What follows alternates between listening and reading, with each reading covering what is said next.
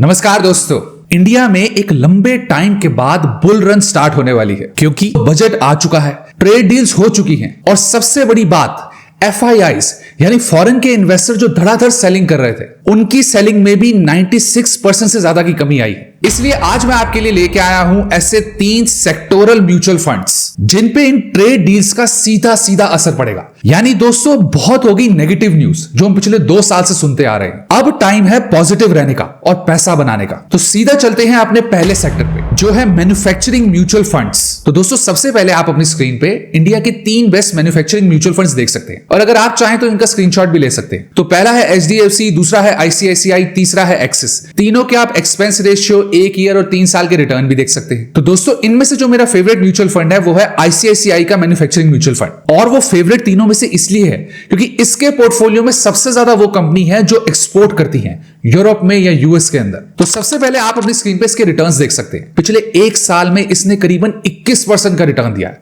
यानी गिरती मार्केट में भी बंपर इसके रिटर्न्स आ रहे हैं। वहीं दोस्तों, अगर पिछले 3 साल के रिटर्न भी देखेंगे तो करीबन 27% का रिटर्न दिया है। वहीं 5 साल के भी देखेंगे तो करीबन 24% का रिटर्न, यानी हर साल ये बंपर परफॉर्मेंस दे रहा है। लेकिन दोस्तों, क्या आप सिर्फ रिटर्न्स देख के इसमें इन्वेस्टमेंट डाल दोगे? बिल्कुल नहीं। पहले ये समझो कि हमने मैन्युफैक्चरिंग सेक्टर ही क्यों पकड़ा। तो दोस्तों, ये जो भी ट्रेड डील्स हुई हैं यूरोप के साथ और US के साथ, इनका सबसे ज्यादा असर किस पे पड़ेगा? उन कंपनीज पे जो माल बना के एक्सपोर्ट करती हैं। और दोस्तों, सिर्फ एक्सपोर्ट की बात ही नहीं है, इंडिया में गवर्नमेंट भी मैन्युफैक्चरिंग सेक्टर को सपोर्ट कर रही है, जैसे मेक इन इंडिया की स्कीम लाके, PLI लाके, लोन उनको आसानी से मिल रहे हैं। यानी ग्रोथ का अगला इंजन बनेगा मैन्युफैक्चरिंग सेक्टर।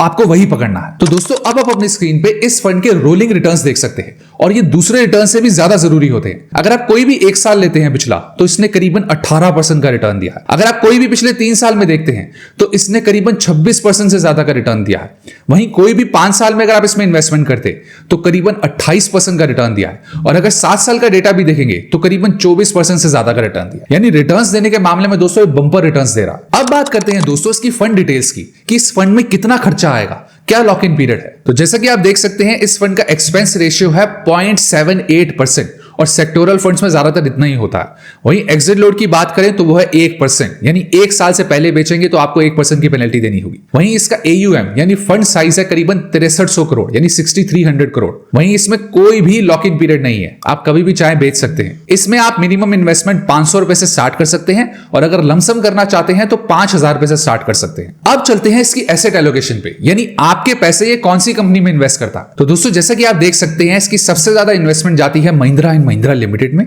जो है 5.89%, क्यूमिंस लिमिटेड में 3.72, अल्ट्राटेक 3.69 और बजाज ऑटो में 3.28। यानी दोस्तों, आपका पैसा सीधा उन सेक्टर्स में जा रहा है जो मैन्युफैक्चरिंग की बैकबोन है। लेकिन दोस्तों, इंडिया US की ट्रेड डील की न्यूज देख के एक कॉमन क्वेश्चन आपके दिमाग में जरूर आता होगा कि इस ट्रेड डील से कौन से स्टॉक को एक्चुअली बेनिफिट मिलेगा और कौन से सिर्फ न्यूज या हाइप बन के रह जाएंगे। क्योंकि हर ट्रेड डील के बाद मार्केट में एक बज होता है, डिफेंस का, मैन्युफैक्चरिंग का, IT का, एक्सपोर्ट का। लेकिन प्रॉब्लम यह है कि हर सेक्टर का हर स्टॉक विनर नहीं होता। तो अगर गलत स्टॉक पिक कर लिया, चाहे वो सेक्टर अच्छा हो, तो भी आपके रिटर्न्स मिस हो जाएंगे। और दोस्तों, मोस्टली आप जितने भी इन्वेस्टर्स को देखेंगे उनके अंदर क्लैरिटी नहीं होती। वो क्या करते हैं कि सोशल मीडिया पे या किसी से पूछ के 10 स्टॉक में इन्वेस्टमेंट कर देते हैं और एंड में सिर्फ उनको मिलता है कंफ्यूजन और लॉस।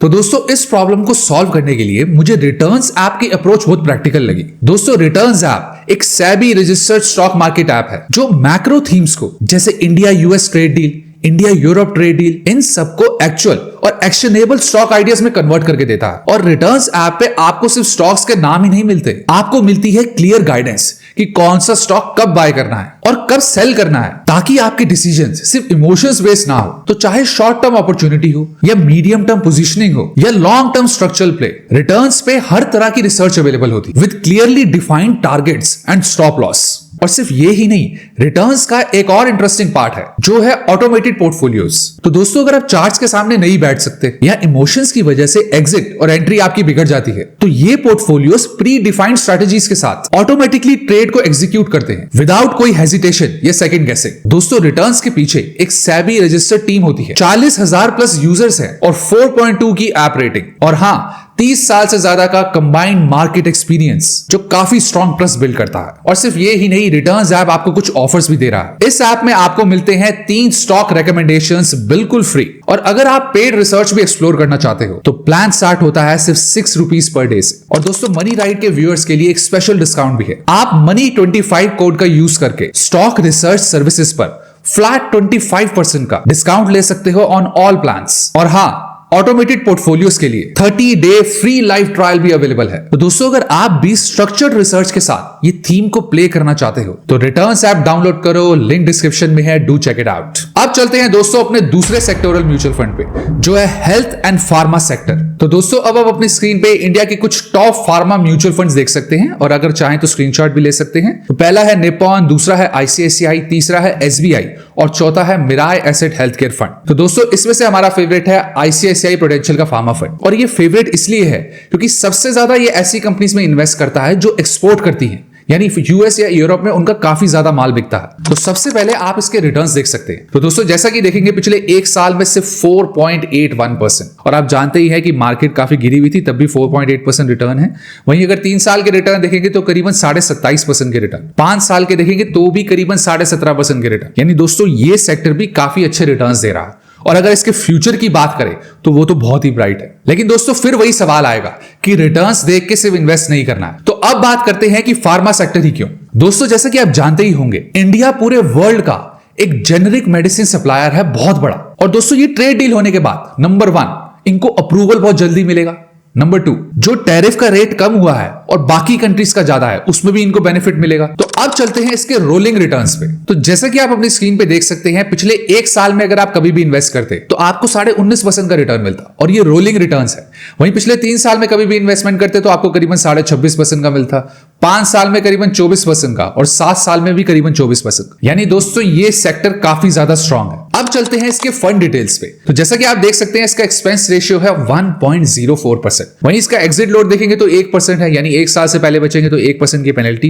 वहीं इसका AUM यानी फंड साइज करीबन 6,500 करोड़ का, 6600 करोड़ के करीब है। वहीं इसमें कोई भी लॉक इन पीरियड नहीं है। आप इसमें SIP 500 से स्टार्ट कर सकते हैं, और अगर लमसम करना चाहते हैं तो 5000 से स्टार्ट कर सकते हैं। अब बात करते हैं इसकी एसेट एलोकेशन की, यानी आपके पैसे कौन सी कंपनीज में इन्वेस्ट करता है। तो दोस्तों, अगर इसकी टॉप 4 होल्डिंग्स की बात करें तो सबसे ज्यादा इन्वेस्टमेंट जाती है सन फार्मास्यूटिकल इंडस्ट्रीज लिमिटेड। ये एक बहुत बड़ी फार्मा कंपनी है, इंडिया में भी बहुत इसका नाम है, आप जानते ही होंगे। इसमें 11.2%, सिप्ला लिमिटेड में 9.43%, डॉक्टर रेड्डीज लेबोरेटरीज में 7.27% और मैनकाइंड फार्मा में 6.34%। अब चलते हैं अपनी दोस्तों तीसरे और आखिरी सेक्टोरल म्यूचुअल फंड, जो है एक्सपोर्ट अपॉर्चुनिटीज म्यूचुअल फंड। तो दोस्तों, जैसा कि आप देख सकते हैं कि इस कैटेगरी में अभी फिलहाल एक ही म्यूचुअल फंड है, जो है HSBC का एक्सपोर्ट अपॉर्चुनिटीज म्यूचुअल फंड। अब ये होता क्या है दोस्तों, ये फंड उन कंपनीज में इन्वेस्ट करता है जिसमें एक्सपोर्ट की एक बहुत बड़ी अपॉर्चुनिटी है, यानी जो माल काफी अच्छे से US से यूरोप वगैरह में बेच सकते हैं। और इस कैटेगरी का सिर्फ एक ही फंड है अभी तक इंडिया में। तो सबसे पहले अगर इसके रिटर्न्स की बात करें तो पिछले एक साल में करीबन 9.5 से 10% का रिटर्न दिया है, क्योंकि दोस्तों ये फंड अभी एक नया फंड है और ये 2024 में ही आया है। लेकिन दोस्तों, बात है कि ये फंड हमने क्यों सिलेक्ट किया, क्योंकि दोस्तों, अगर आप इंडिया का एक्सपोर्ट सेक्टर देखेंगे तो सबसे ज्यादा हमारी कुछ एक्सपोर्ट होते हैं, उसमें है टेक्सटाइल, ऑटो की कंपनीज हो गई, केमिकल्स हो गए या इंजीनियरिंग गुड्स। और दोस्तों, इन सब कंपनीज को एक ही सेक्टर में होना पॉसिबल नहीं है, क्योंकि ये अलग अलग सेक्टर की कंपनी है। इसलिए HSBC ने इसका एक ही म्यूचुअल फंड बना दिया है, एक्सपोर्ट अपॉर्चुनिटी म्यूचुअल फंड। अब चलते हैं इसके रोलिंग रिटर्न्स पे। तो दोस्तों, जैसा कि आप देख सकते हैं, आप सिर्फ पिछले एक साल के ही रिटर्न देख सकते हैं, क्योंकि ये नया फंड है, और उसमें भी इसका करीबन 12.5% का आप देखेंगे तो इसका फंड मीडियन आ रहा है, जो बाकी इसकी कैटेगरी से काफी ज्यादा है। तो इसको और अच्छे से समझने के लिए सीधा चलते हैं इसकी फंड डिटेल्स पे। तो जैसा कि आप देख सकते हैं, इसका एक्सपेंस रेशियो है 0.86%। एग्जिट लोड इसमें 1% का है, यानी पेनल्टी 1% की लगेगी 1 साल से पहले।